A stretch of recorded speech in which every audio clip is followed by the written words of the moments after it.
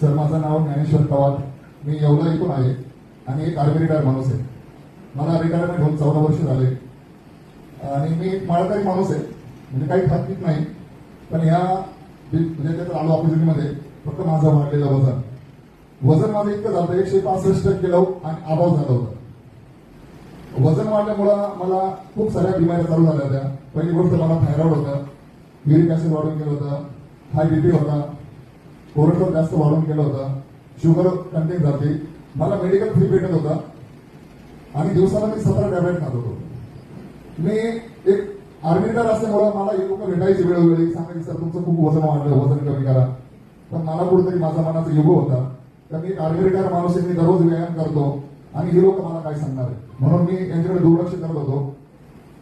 पण असे बरेच दिवस झाले, मी 3दा आत्महत्या करायचा प्रयत्न केला आहे. कारण वजनमुळे मला बसता येत नव्हतं, बसलं तर उठता पण येत नव्हतं आणि मी खूप दुविधाजनक जीवन जगत होतो. मी गव्हर्नमेंटच्या 5 नोकऱ्या करत असताना त्या सोडून दिल्या.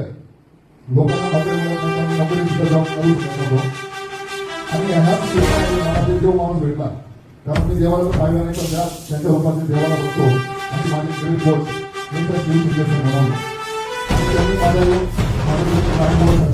म्हणून त्यांनी सांगितलं आज माझं पूर्ण जीवन बदललंय.